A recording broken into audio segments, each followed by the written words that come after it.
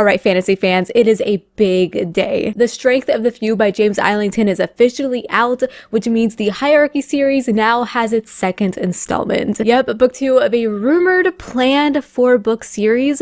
I'm not totally sure on that yet. I know James is currently writing book 3, and I believe he plans for it to be a quartet. In fact, he has been giving updates on that, and in author fantasy world, he's a pretty fast writer. So if you follow me on Instagram, which seems to be like the only place I actually update anyone anymore, I posted about starting a reread of The Will of the Many to get ready for its sequel, The Strength of the Few. And wow, I kind of forgot how amazing it is. Well, okay, I knew it was going to be good. I mean, I did give it 5 stars the first time that I read it, but I never reread books because I have a fear. What if I don't enjoy the book as much as I did the first time? Okay, like for instance, even though Joe Abercrombie, who I have a whole shelf for right here, is one of my all-time favorite authors, and some of his books are some of my all-time favorites ever, I'm kind of worried about rereading them. But this thing hits way harder when you know it's coming. Also, I'm gonna set this down because it is a freaking chonker of a book and it's heavy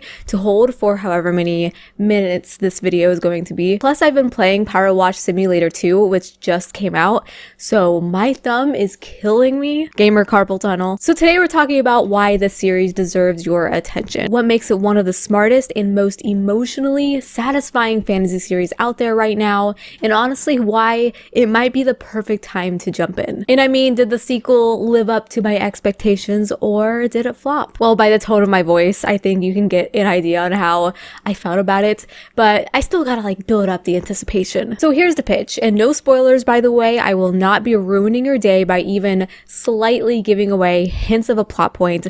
I hate reviews that give away too much, and I'm not going to do that. I don't even like to watch trailers for like the next episode of a TV show because dude, they spoil way too much. Oh, and by the way, if you hear skittering in the background, those are my cats. They seem to always get a boost of energy as soon as I like start filming. They could be sound asleep, and as soon as I bust out my camera, it's go time for them. I'm gonna put this image up right here because that's my cats right now. So The Will of the Many drops you into this empire where power is literally structured into a hierarchy.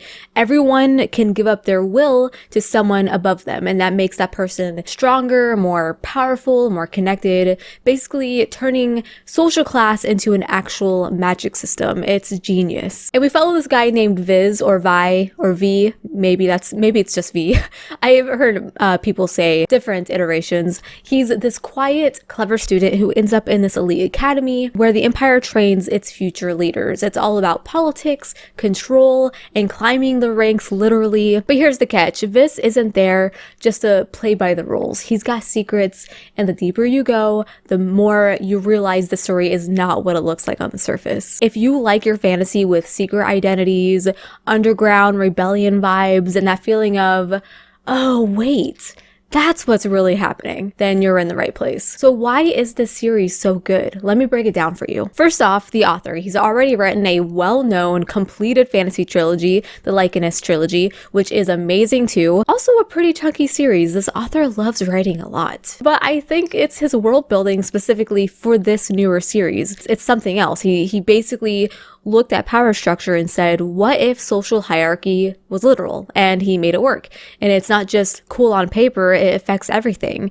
Religion, politics, how people treat each other, even how buildings are designed. It's that rare kind of fantasy world that feels deep and it never feels bloated. And how long is this first book? Okay, it's over 600 pages.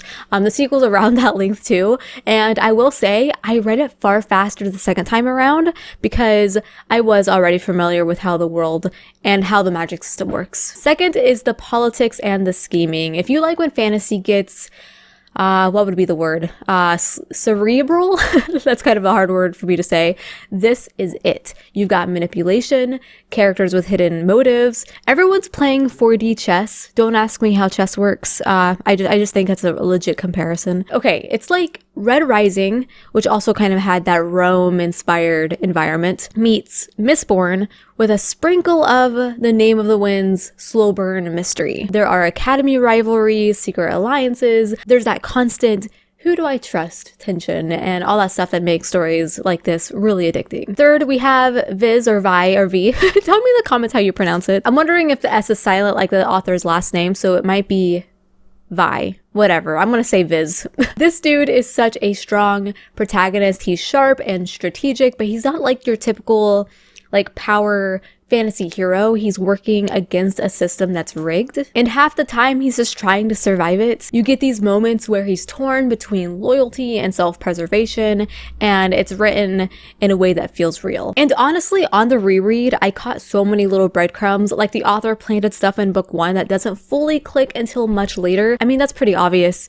but it felt a little more noticeable this time. Some authors really struggle connecting threads from book 1 to book 2, but not here. It's honestly the kind of story where the second time through, you're just pointing at the page like, oh, that's why that mattered. So, I mean, I kind of recommend a reread. Fourth is the tone. It's serious, yeah, but not grimdark. There's emotional weight, but it's never miserable. I mean, I like my miserable grimdark fantasy, okay? Again, Joe Abercrombie, you can't get more miserable grimdark than that. But this isn't that. It's thoughtful, there's heart, there's humor where you need it. And fifth, again, the writing. The author writes with a lot of confidence. He doesn't spoon feed you. He gives you like just enough to stay hooked and trust that you'll figure things out. I know you're smart, man. Okay, listen, I know you're smart. I mean, I can be a freaking idiot too, but when it comes to magic systems and politics, I got the big brain for it. And that's what I love. He respects the reader's intelligence. That's what it feels like anyways. The story feels layered, deliberate, and deeply considered. So yes, I'm glad that I reread The Will of the Many. Going back to that book before jumping into The Strength of the Few was honestly the best move. The first time I was just trying to keep up, like there's a lot happening, but the second time, I saw how tight the storytelling actually is. The foreshadowing, the world mechanics, character motivations, all of it snaps into focus, or snaps into place, I should say, once you know where it's headed. It's one of those books that's even better when you already know the twist, which to me is a sign of great writing. It's not just about surprise, it's about craft. Okay, this is going to be a really niche comparison, but if you like the TV show Survivor and you go back to rewatch older seasons, I've seen every season of Survivor, huge super fan here. I watched it with my mom as a kid and I still watch it today. It's like watching older seasons, looking up the winner of that season, and it's even more fun to watch that person from the beginning and see how they manipulate.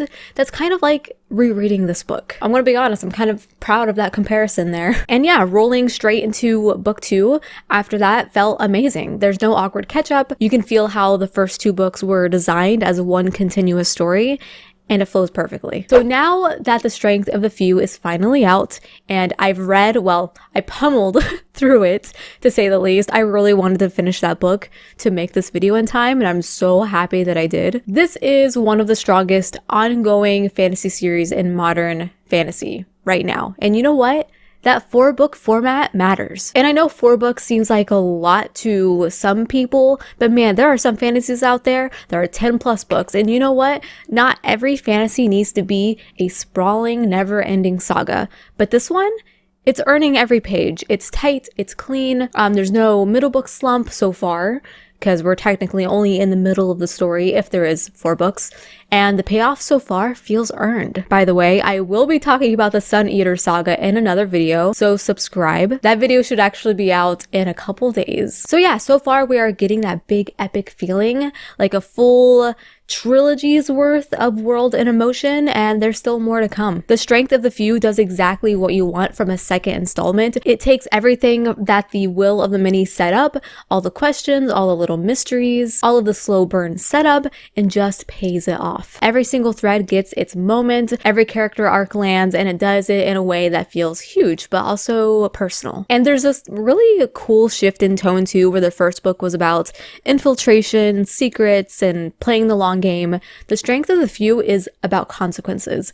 It's bigger, it's a little bit darker, a little bit more desperate, but also way more emotional. Like the stakes feel real, and knowing there are 2 more books coming makes it even more exciting. You know when a series hits that second book and you think, okay, It's locked in now. I'm fully invested. Yeah, that's what this is. And look, I don't say this lightly, but The Strength of the Few feels like the kind of fantasy sequel we don't get enough of anymore. It's not afraid to go big, to take like big emotional swings, and sticks the landing for where it's at. So if you've been sitting on the fence waiting to see if the series was worth starting, congratulations, you win. You can binge the first 2 books right now and know there's more greatness on the way. Which brings me into who the series is for. So if you liked Red Rising for the hierarchy and rebellion stuff, if you like The Name of the Wind for that like, academic character-driven mystery, and if you're into The First Law for the moral complexity and gray area characters,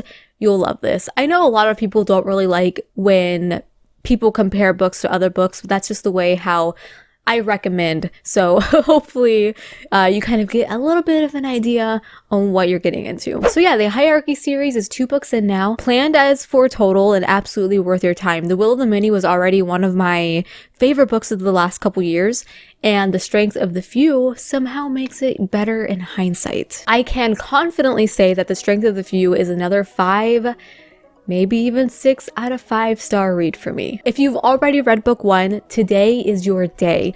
Go grab the sequel, take some time off, and just live in this world for a while. And if you haven't started it yet, seriously, pick it up. You're getting in early on a top-tier fantasy series from one of the genre's best modern writers. Thanks for watching. Drop a comment if you're reading it or if you got to read it early and have already finished and need to yell about it with someone. I'll be right there with you. Go ahead and subscribe if you're not already. If you like deep dives into modern fantasy, I will be doing more, and I will be doing one for the Sun Eater saga next and talking about that finale. So look forward to that, and until I meet again, happy reading.